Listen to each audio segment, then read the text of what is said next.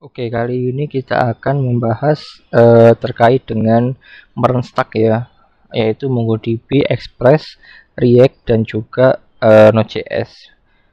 Di sini juga kita pakai Next.js ya untuk semakin next levelnya dari React.js lah. Oke, jadi ini adalah contoh aplikasinya, kita trial dulu. Jadi ketika awal itu dia akan meload data-data apa saja yang ada di database. Ini juga ada satu kotak form di mana kita bisa menambahkan produk. Contohnya kita tambahkan nama contoh quantity 1, kita submit. Nah, secara langsung maka akan masuk di sini. Ketika ini diklik, maka akan menuju ke URL ini ya, diikuti dengan ID uniknya. Bisa kita ubah, semisal ini kuantitinya 2, simpan. Nah, maka akan berubah menjadi 2, bisa kita hapus juga. Jadi aplikasi sederhana aja untuk contoh dari penggunaan MERN stack diikuti dengan Next.js. Oke. Di sini ada 2 folder. Jadi nanti ini saya share di GitHub, linknya ada di deskripsi. Ada sisi front end menggunakan Next.js, ada sisi back end menggunakan Express. Kita bahas dulu yang back end ya. Jadi untuk back end ini, kalau kalian mengikuti video yang terakhir, itu sama ya kurang lebih. Jadi ada Express, ada Mongoose. Nah, dimana ini memakai Mongo Atlas ya, coba kalian sesuaikan lah. Jadi ini sudah saya bahas di video terakhir, coba kalian cek. Jadi intinya di sini ada URL endpoint untuk melist semua produk, ada URL untuk membuat atau meng-create satu produk, ada juga untuk men-select satu produk, update dan juga delete, yang running di port 3000. Oke. Kita fokus ke Next.js nya aja. Di sini kita pakai Next.js. Kalau kalian ingin mencoba, silakan kalian copy, kalian download, kemudian npm install masing-masing ini ya. Ini pakai versi 18, Next.js nya versi 14. Oke. Nah, di app ini cuma ada sedikit aja, nggak banyak-banyak. Ada layout untuk outer dari HTML nya, sini pakai Bootstrap ya. Kemudian di page.js ini ada judul dan juga ada komponen new, ini komponen untuk menambahkan produk form. Kemudian ada list produk apa aja yang sudah ditambahkan. Nah, coba kita lihat yang new. Nah, new ini filenya ada di komponen new. Jadi di komponen ada 2 aja, new sama list. Coba kita new dulu. Kita bahas, kita menggunakan state ya. Nah, di sini kita return HTML-nya. Nah, dimana state-nya itu ada 2, yaitu nama dan quantity.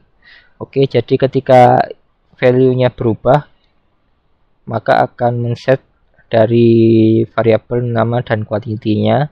Ketika diklik send submit, maka dia akan memanggil send data ini. Di sini di send data function ini kita melakukan fetch, mengirim data. Oke, kita mengirim data menggunakan metode post ke URL yang sudah kita tentukan via dari Express.js nya. Oke, kita masukkan di sini nama dan quantity. Kemudian kita set ulang, namanya kita kosongkan, quantity kita kasih 0.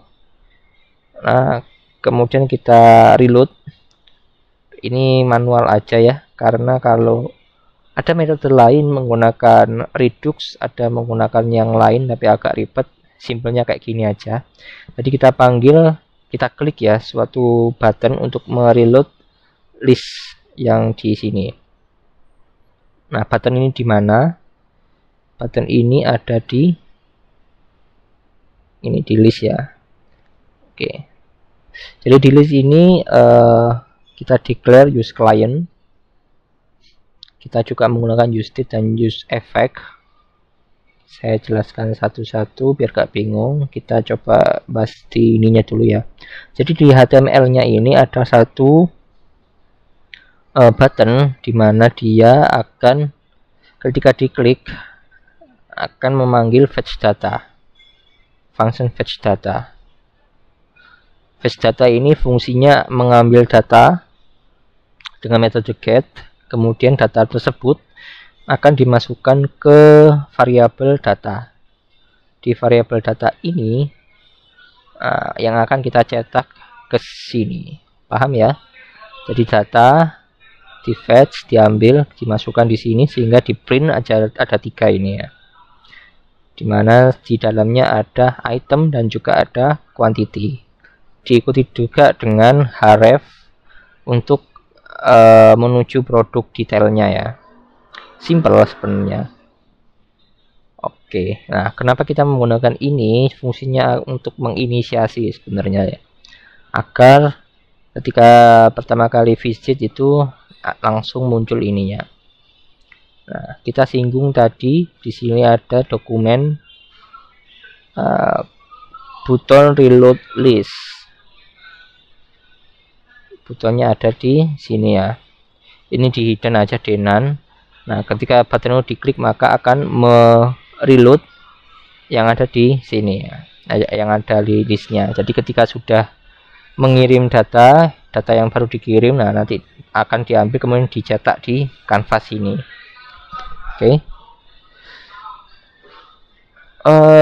Selanjutnya ada juga page produk. Ketika kita klik ini, nah, maka kita akan menuju page produk diklik dengan ID dinamiknya ya. Nah, ini agak seru. Kalau kalian perhatikan URL-nya di sini ada kayak tanda kurungnya ya. Dan ini berfungsi untuk dinamiknya. Seperti biasa di sini ada use state, use effect.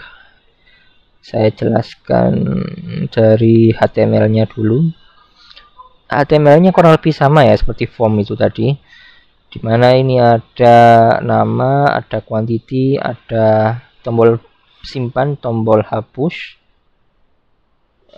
Kita kembali ke awal dulu. Jadi di awal itu kita memanggil fungsi fetch data.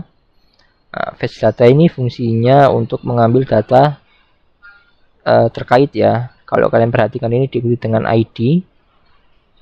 ID-nya diambil dari mana? Dari sini ya, URL ini. Makanya ini ada tanda kurung ini untuk dinamiknya. Kita ambil, kita fetch, kemudian data tersebut kita set ke dalam variabel nama dan quantity untuk state-nya. Nah, kan itu nanti berubah ya. Berubah, kemudian akan mengenerate yang di bawahnya ini. Oke, ketika button simpan diklik maka akan trigger function update date. Function ini berfungsi untuk mengirim data. Kita pakai metode put sesuai dengan Express.js nya tadi. URL ini diikuti dengan ID dan juga kita kirimkan variabel nama dan quantity ya. Setelah data tersebut terkirim maka akan kita kembali ke halaman dashboard, halaman homepage-nya.